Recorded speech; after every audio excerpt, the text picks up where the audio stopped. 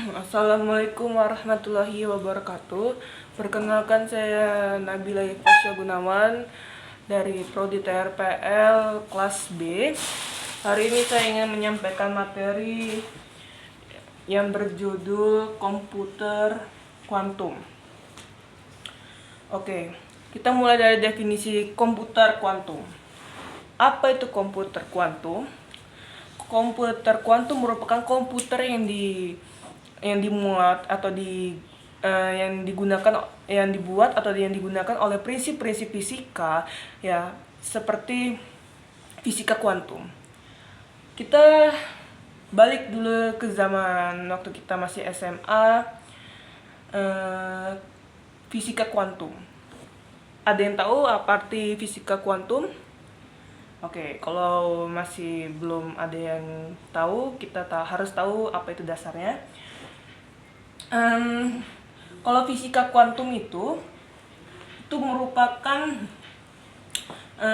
suatu unit yang lebih kecil dari atom, atau yang biasa disebut biasanya disebut dari subatom, ya, seperti yang memiliki ukuran nano, ya, ukuran nano, seperti proton, ya, proton, neutron, atau itu, pokoknya itu, ya, saya kurang tahu karena saya dari IPS. Jadi, ya, dalam ukuran nano mereka saling berterkaitan. Oke. Ini namanya sudah termasuk dunia kuantum. Oke, seperti inilah, ya. Saya analogikan seperti ini. Oke, bagaimana dengan komputer kuantum? Apakah seperti sekecil-kecil ini, seperti biji-biji atom atau yang subatom seperti ini? Bisa dibilang tidak.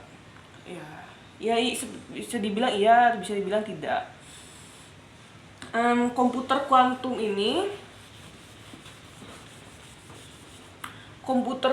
ini memiliki ukuran 1 nano, ya, 3. Sekarang masih 3, ya, masih 3 nano, tapi sudah mulai ke 1 nano. Ketika sudah 1 nano, ya, 1 nano ini disebut komputer kuantum. Oke, sudah 1 nano ini dinamakan 1 nano ini sudah dinamakan komputer kuantum. Oke. Terus kita penasaran, apa sih yang membedakan komputer kuantum dengan komputer klasik? Oke, kita bandingkan dulu, ya, dengan komputer klasik.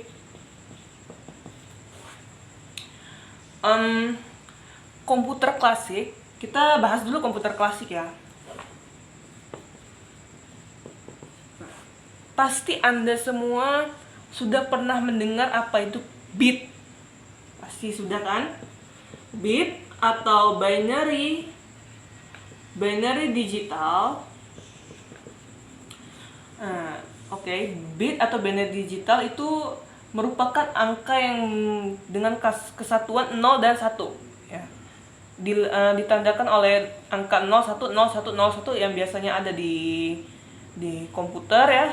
Itu di bahasa permesinan, ya, 01, ya, 01, atau yang bisa kita lihat 0001 atau 0010, ya, yang seperti ini. Nah, ini namanya bit binary digital. Oke, 01.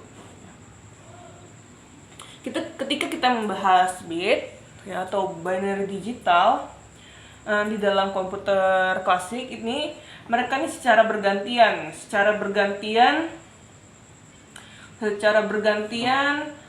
antara 0 1 0 1 0 1 0, 1, 0, 1. Jadi seperti lampu yang dihidupkan, ya, lampu yang dihidupkan.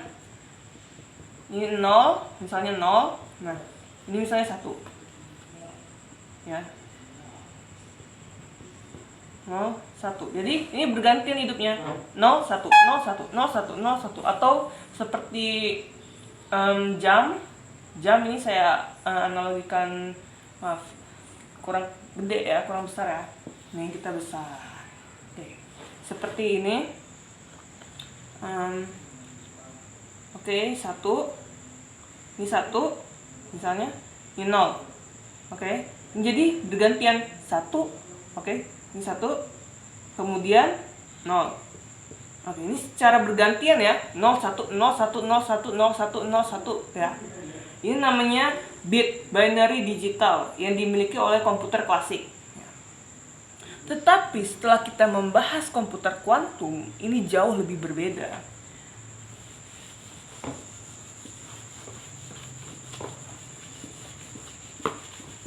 Nah, komputer kuantum itu sama juga, dia memiliki 01. Tetapi mereka memiliki kemungkinan 01 ini secara bersamaan. Tadi kan yang komputer klasik kan hanya bisa bergantian kan, 0, 1, 0, 1 ya kan. Nah, tapi komputer kuantum hanya memiliki komputer kuantum itu mereka bisa 01, bisa 0, bisa 1, atau bisa 01. Nah, mereka bisa serempak gitu. Jadi mereka bisa langsung menyatu. Jadi bisa serempak gitu. Jadi 01, 01, 01, 01. Jadi dianalogikan seperti ini. Ketika punya jam 0, 1, 0. Ini 0, 1. Komputer kuantum ini bisa ke sini, bisa juga ke sini dalam waktu yang sama. Atau misalnya bisa juga ke sini, bisa juga ke sini. Kalau ke sini, misalnya kalau ke sini bisa juga ke sini, ke sini dalam waktu lebih cepat, sangat cepat. Mereka bisa kemana aja, nggak kayak gini. Mereka hanya bisa naik ke atas, up down. Tetapi kalau yang komputer kuantum, mereka memiliki kemungkinan yang lebih banyak gitu. Jadi misalnya aja ini kalau mau ke sini mereka 80% dari ini sini dan dari sini sekitar berapa 15%. Mereka mendekati sini 80% dan mendekati sini 15%, atau misalnya di sini 70% dekati ini 0 dan di sini mendekati 1. Seperti itu. Atau misalnya mereka dalam waktu bahkan lebih kecil dari milidetik gitu. Dalam waktu ya itu sangat cepat. Jadi mereka mempunyai probability yang lebih, mereka memiliki probability. Oke, namanya kemungkinan ya. Mereka memiliki kemungkinan, mereka mencari kemungkinan. Jadi anggapannya mereka di dalam 0 itu 1 gitu. Jadi kalau dianalogikan lagi, kalau kalian masih bingung, seperti kalian melempar dadu tetapi hasilnya sama gitu. Maksudnya hasilnya bersamaan gitu. Bisa ini, atau saat kalian main gunting batu kertas, teman kalian bisa gunting batu bisa nih, misalnya nih ya, nih. Oke, ini gunting. Nah, teman kalian itu bisa gunting kertas dan batu secara bersamaan gitu. Nah, itu analogikannya. Oke, sampai sini mengerti? Oke, sudahlah, pasti ya, mengerti ya, gampang kok.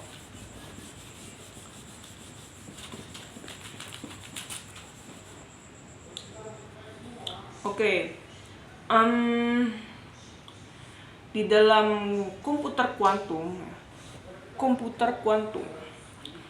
dengan komputer klasik, Oke, kita membandingkan dulu ya. Apakah sebenarnya kita bisa membandingkan komputer kuantum dengan komputer klasik? Sebenarnya ini tidak bisa dibandingkan karena mereka memiliki fungsi yang berbeda. Oke, tetapi kalau kalian masih penasaran bagaimana perbandingannya, oke, tidak apa-apa. Akan saya jelaskan. Oke, kita mulai dari komputer klasik. Komputer klasik. Komputer klasik ini misalnya kita ambil dari versi tertinggi ya, AMD Ryzen 9. Oke.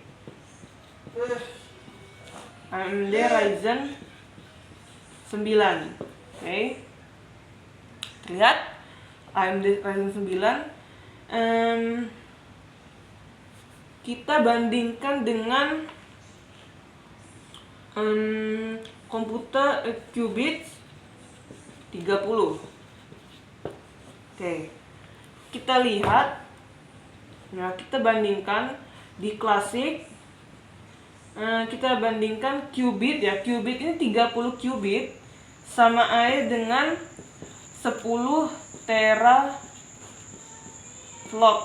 Nah, sama aja dengan saya nggak tahu sih tulisannya kayak gini atau benar, tapi sama aja dengan 10 teraflops. Oke. Jadi kalau kita bandingkan yang klasik itu AMD klasik, kita qubit klasik. Kita lihat klasik memiliki AMD Ryzen 9 ya, dengan kecepatan 7500 GB. Tetapi qubit memiliki 10 teraflop. Nah, oke, ini sebenarnya saya bisa nembus aja sih sampai sana, tapi gagal nih karena padat. Oke, memiliki 10 teraflop. Ini artinya qubits memiliki 20 kali lebih cepat dibandingkan klasik. Ya, memiliki kecepatan yang lebih cepat dibandingkan komputer klasik, dibandingkan AMD Ryzen 9 yang terbaru. Ini jauh lebih cepat. Oke. Terus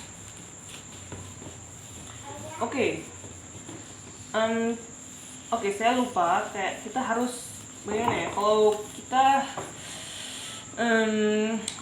harus lihat dulu bagaimana apa ya komputer kuantum vs klasik. Oke, sudah ya. Jadi kalau kita membandingkan itu tentu saja ini jauh lebih cepat ya, ini karena memiliki 10 teraflops dan ini hanya memiliki 10 GB, 7500 GB. Ini tentu saja komputer kuantum memiliki kecepatan yang jauh, sangat-sangat jauh daripada komputer biasa. Jadi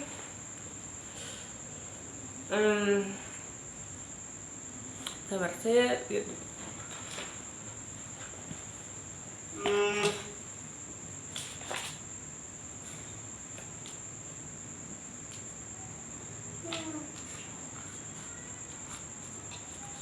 Oke, jadi kalau kita mau menghitung lagi, kita membandingkan lagi komputer kuantum dengan klasik ini, sama aja kalau kita menurut ini kayak gini kan. Saya mau hitung lagi ulang ya, kita hitung aja ya. Oke, misalnya kan komputer klasik itu memiliki 1 bits ya, ini bits ya, ini binary. Oke. Sedangkan komputer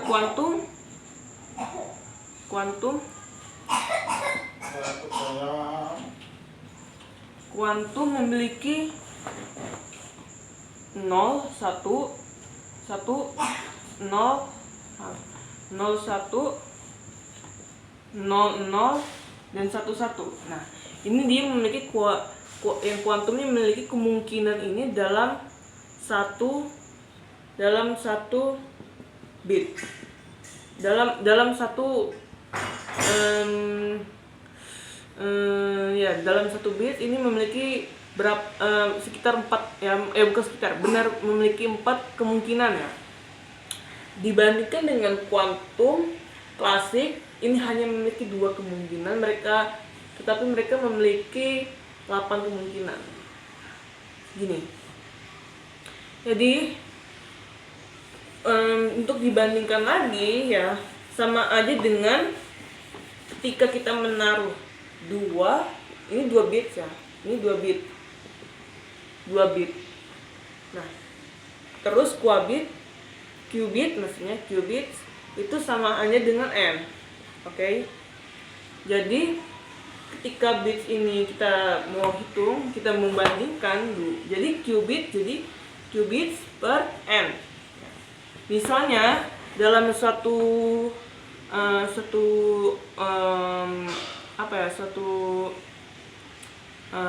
komputer kuantum memiliki 300 qubits ya. Memiliki 300 qubits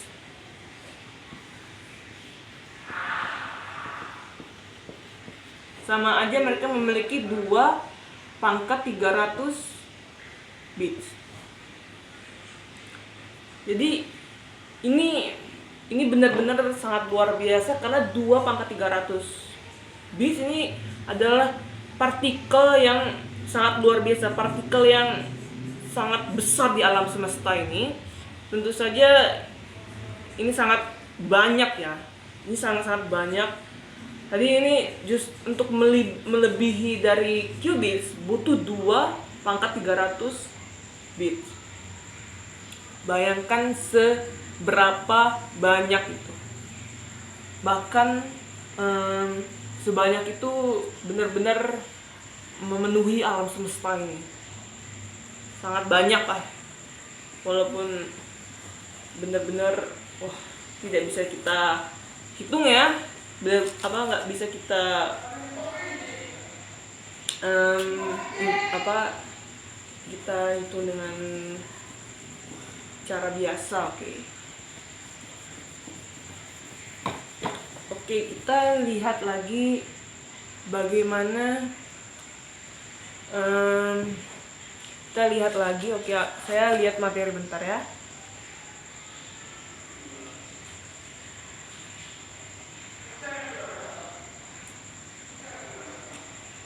Oke, kita lihat lagi materi yang selanjutnya.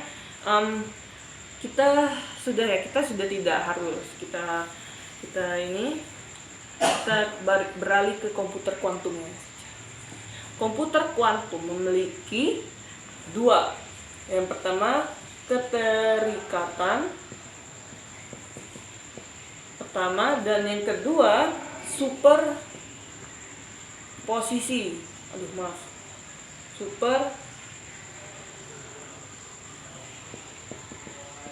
Superposisi. Oke. Di superposisi ini kita membahas superposisi. Saya akan mengilustrasikannya dengan saya membuat segi dengan membuat kotak ya, seperti ini, dan memiliki kotak yang seperti ini.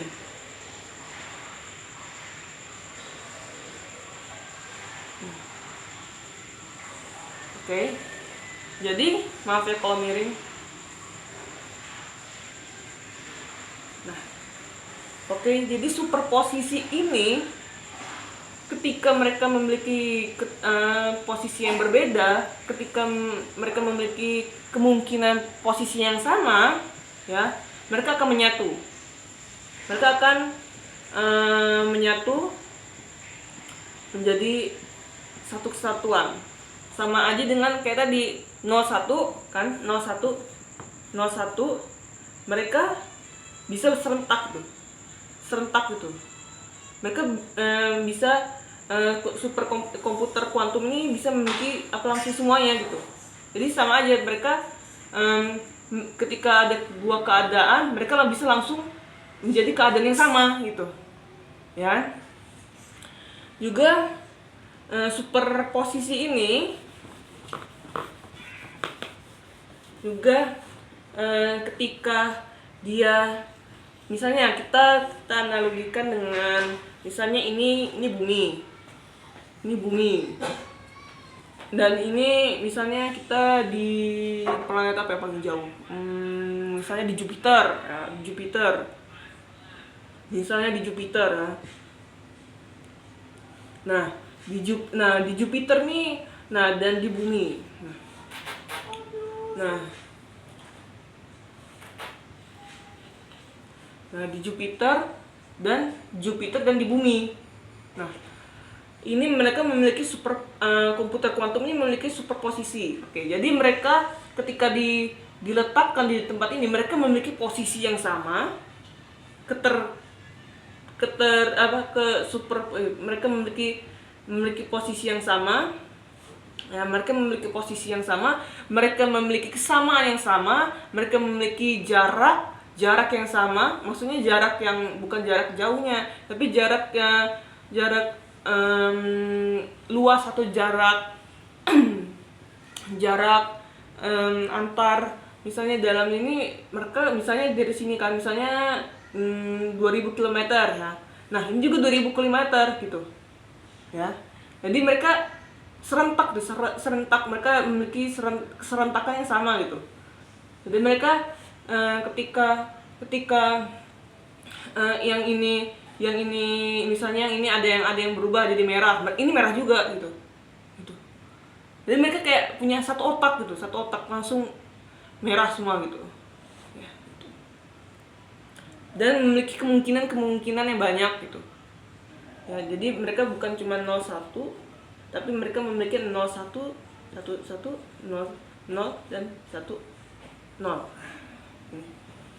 Dalam satu otak ini. Nah, ya, kemungkinan dan keterikatan antara yang lain ya. Mereka memiliki keterikatan. Jadi mereka saling walaupun sejauh ini mereka memiliki keterikatan tetap sama, mereka memiliki keterikatan yang sama, saling ketika yang ini berubah, yang ini juga ikut berubah, semuanya berubah ketika komputer kuantum ini berubah, salah satunya ada berubah, maka berubah semua gitu. Dan memiliki kayak probabilitasnya itu kemungkinannya itu sama, dan membuat kemungkinan yang lebih banyak lagi gitu. Oke.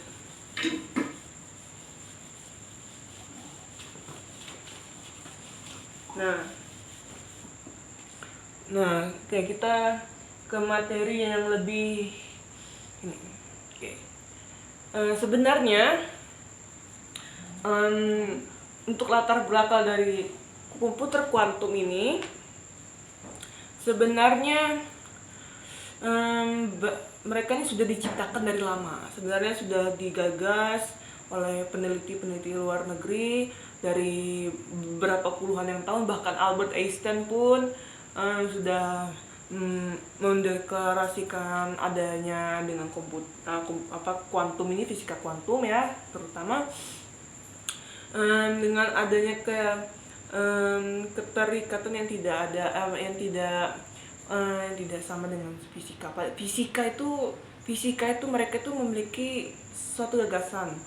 Ketika itu fakta, itu adalah fakta. Ya, tapi ketika itu adalah di fisika itu, ketika itu adalah misalnya kita lihat ada orang mati. Nah itu pasti mati gitu.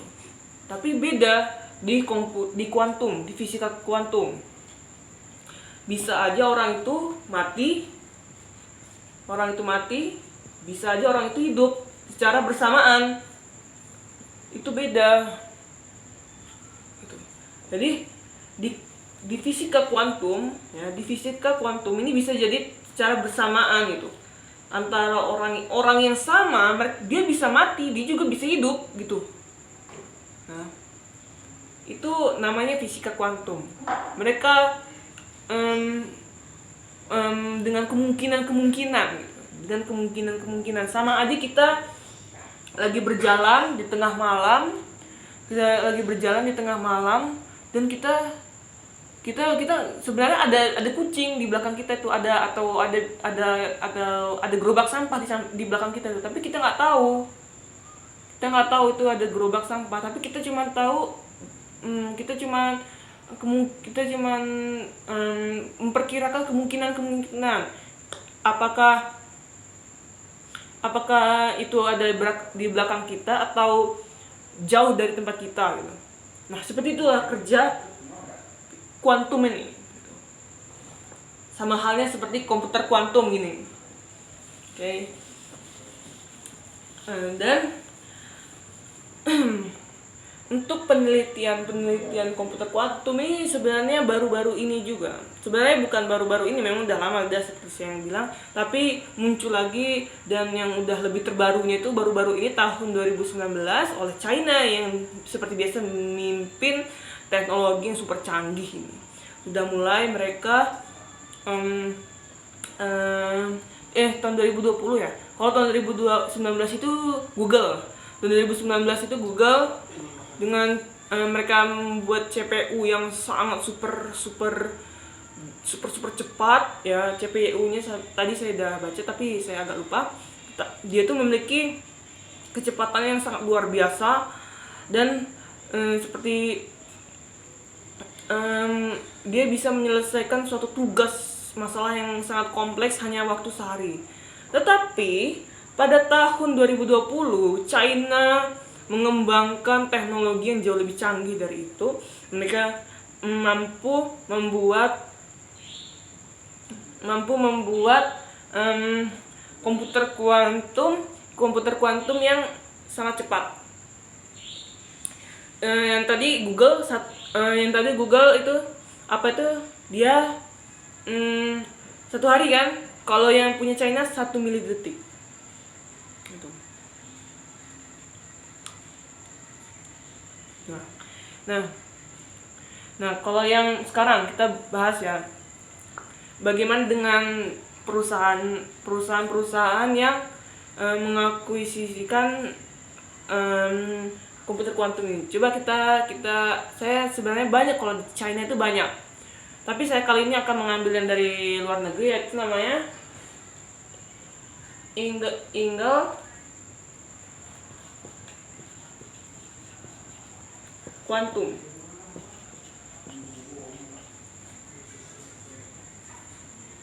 Nah, pada tahun 2020 mereka sudah membuat 127 bit qubit komputer kuantum. Ini pada tahun 2020 ya. Pada tahun 2022 waktu itu memiliki 433 qubits. Dan tahun 2023 mereka sudah memiliki 1000 lebih qubit. Dan di tahun 2024 ini sekarang belum ada update-nya, jadi saya kurang tahu. Jadi kemungkinan jauh lebih banyak daripada 1000 qubit ini. Jadi sudah dibayangkan kan, 30 qubit tadi itu sudah banyak kan. Mereka sudah mengembangkan hanya 30 qubit saja sudah sangat cepat gitu kan. Sudah sangat sama aja dengan 10 teraflops kan. Tetapi mereka sudah memiliki dalam satu CPU komputer kuantum, mereka sudah memiliki 1000 qubits. Itu bayangkan itu betapa cepatnya komputer itu. Terus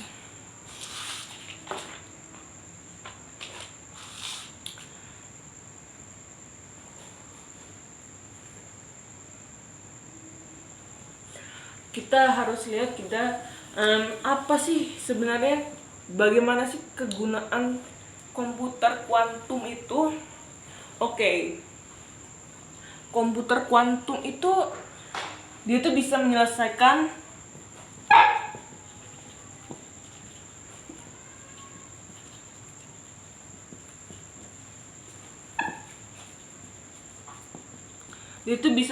masalah dengan sangat cepat, masalah kompleks ya, terutama masalah-masalah yang belum manusia pecahkan, ya bisa menyelesaikan masalah kompleks yang sangat kompleks. Ya, dia juga bisa mereka dengan perhitungan yang sangat cepat, ya, mereka bisa menghitung berbagai matematika yang sangat kompleks ya, terutama matematika yang berhubungan dengan kuantum tadi juga, ya itu sudah pasti. Kemudian mereka juga bisa komputer kuantum ini juga bisa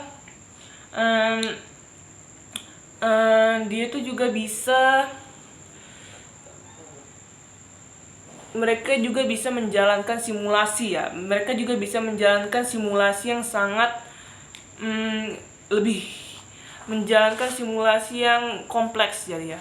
Mereka tuh mampu, jadi kalau simulasi yang kompleks, jadi maksudnya kalau simulasi yang kompleks itu seperti kayak kalau zaman sekarang itu namanya simulasi mungkin seperti hologram gitu ya. Simulasi bukan VR. Nah, di VR itu kita bisa lihat-lihat kayak yang lebih kompleks daripada yang VR biasa. Kita yang bisa mungkin suatu hari nanti kita bisa megang alatnya atau bisa nyoba makan di sana dengan atau bisa menggunakan dengan arwah kita. Itu bisa juga, seperti itu simulasi kan namanya. Terus juga dia juga bisa menjalankan perintah yang sangat cepat ya, itu karena ya seperti itulah, mereka memiliki luar biasa sih kecepatan mereka. Oke, kita bahas lagi ya. Bagaimana sih maksudnya kalau kita kegunaannya itu di bagian AI ya. Oke, kita bagiannya bisa lihat, kita lihat AI. Oke. Apa sih kalau mereka nih luar biasanya di bagian mana sih? Maksudnya kalau buat kehidupan sehari-hari gitu kan ya. Komputer kuantum ini bisa ngebuat obat. Jadi ketika di suatu hari nanti ini ya, kita mencoba untuk visioner, ketika di suatu hari nanti kemungkinan kita bisa juga memiliki obat-obat jenis terbaru gitu. Dengan adanya komputer kuantum ini kita bisa menemukan berbagai hal yang belum pernah kita lihat, belum pernah kita ketahui sebelumnya, atau yang kemungkinan yang luar biasa. Obat terbaru,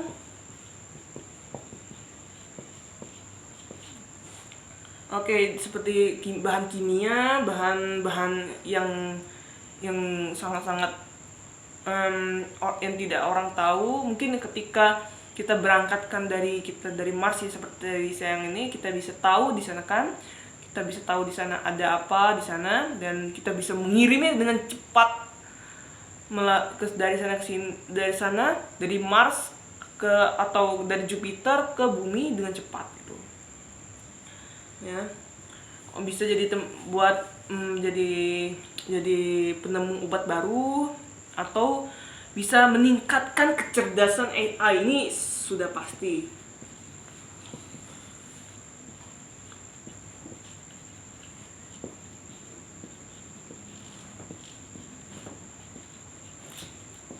Nah, ini sudah pasti. Di mana-mana kalau komputer kuantum ya. Kalau komputer kuantum sudah pasti meningkatkan kecerdasan AI. AI sekarang aja tanpa komputer kuantum ya, itu sudah sangat cepat, itu sangat luar biasa dan sangat pintar. Bagaimana ketika AI mempunyai komputer kuantum, mereka menggunakan komputer kuantum. bagaimana kemungkinan mereka akan memiliki yang sangat luar biasa, seperti mereka bisa melihat kemungkinan-kemungkinan yang nggak akan kita bisa prediksi itu, susah kita prediksi atau gimana itu. Seperti mereka lebih pintar daripada manusia, pasti itu sudah pasti. Mereka bisa melihat kemungkinan-kemungkinan seperti mereka bisa meramalkan cuaca. Bukan ya, bisa sih kita kalau meramalkan cuaca, tapi mereka lebih akurat itu dengan penyebaran mereka yang sangat luar biasa. Mereka pasti bisa dan mengetahui bagaimana cuaca gitu, cuaca ini hari ini mendung atau apa gitu. Atau mereka juga bisa berperasaan juga. Komputer kuantum bisa berperasaan, dengan perasaan manusia kan sangat rumit. Ini juga sangat rumit gitu. Jadi kemungkinan juga AI juga para kecerdasan buatan juga mungkin memiliki kecerdasan yang sama seperti manusia dan lebih cerdas daripada manusia, itu sudah pasti. Komputer kuantum ini juga selain dia kan memang mencerdaskan, memang kalau ditaruh di AI mungkin kemungkinan AI itu seperti kayak kita buat mobil autopilot. Sebenarnya autopilot ini sekarang sudah ada, cuman ya nggak seperti kemungkinan di komputer kuantum. Bayangkan saja ketika kita memiliki mobil autopilot gitu, kita bisa tahu, kita cuma nyuruh dia, coba kamu ke kantor ini, nah dia langsung jalan aja sendiri. Entah kita ngapain, tidur kayak atau makan kayak gitu, kita makan atau tidur atau ngapain itu, nah dengan mereka udah tahu bagaimana di depan mereka ada mobil atau ada apa, mereka berhenti, atau bisa aja mobil autopilot ini bisa aja menghubungkan dengan diri kita juga, bisa aja gitu, dengan arwah kita juga gitu, bisa aja. Kalau kayak gitu mungkin aja, misalnya kalau kita pengen beli es krim lah gitu, si mobilnya udah tahu gitu pengen beli es krim juga, jadi akhirnya dia berhenti, dia nyari toko es krim gitu, misalnya kayak gitu. Siapa tahu ada kayak gitu, itu kan dengan kemungkinan yang seperti itu. Atau seperti pilot autopilot ya sudah ya, bukan autopilot yang seperti itu ya, tapi sudah tidak ada pilotnya lagi gitu loh. Jadi pilot itu sudah tidak ada lagi, jadi tinggal nerbangin pesawat, ada orang nerbangin pesawat terus nyampe ke tujuan tanpa pilot. Seperti itu sih kayak seperti semuanya yang kemungkinan yang luar biasa seperti itu. Atau misalnya kita bisa memakai pakaian robot dengan mungkin dalam dunia militer kita memakai pakaian robot dengan kita bisa tahu di mana letak musuh, atau di mana seperti di film-film Transformer atau apa tuh, kemungkinan seperti itu namanya kayak komputer kuantum. Itu mereka kecerdasannya sendiri gitu ya. Terus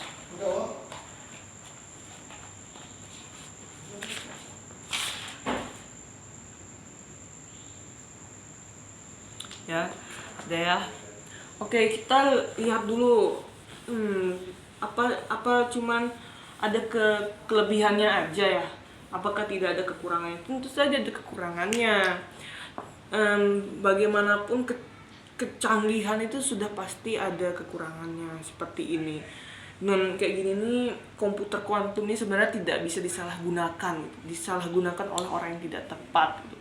Karena bisa aja komputer kuantum ini bisa dia bisa dengan berbagai kemungkinan, dengan saling yang kemungkinan yang banyak itu, dia bisa mencari kode enskripsi suatu kode, atau entah kode HP-mu atau kode bank itu, atau kode apa yang untuk enskripsi seperti itu dengan cepat gitu. Langsung cepat, langsung datang, langsung ada gitu. Nah, nah itu namanya komputer kuantum ya. Mereka langsung tanpa ini dalam 1 detik langsung ketemu dari ribuan kemungkinan mereka menemukan, mereka cocok-cocokin semua dalam waktu 1 detik langsung jadi ada, langsung ketemu gitu. Kemudian ada masalah keamanan sudah pasti ya, ini masalah keamanan, masalah privasi juga ada. Kemudian kemungkinan cryptocurrency juga sudah tidak bisa aman lagi karena dia menggunakan teknologi blockchain yang 85% sudah pasti memakai HTTPS, dan itu sangat rentan ya yang seperti itu untuk memecah seperti itu. Kayak kan kalau kripto itu mereka memakai kayak sistem paralel itu kan, itu saling berantai kan ya, berantai. Apakah yang berantai dari yang serveran itu kan, berantai itu apakah tidak bisa ini saja melalui komputer kuantum ini tidak bisa langsung dimatikan dan shutdown kan semuanya itu oleh komputer kuantum? Sudah pasti sangat bisa. Hanya bermodalkan 1 detik saja uang blockchain, uang cryptocurrency-mu habis semua. Seperti itu. Begitulah akhir dari materi kali ini. Semoga bermanfaat. Bila ada salah kata saya meminta maaf, dan di pembelajaran yang singkat ini semoga kalian mengerti, dan saya ucapkan terima kasih banyak. Wassalamualaikum warahmatullahi wabarakatuh.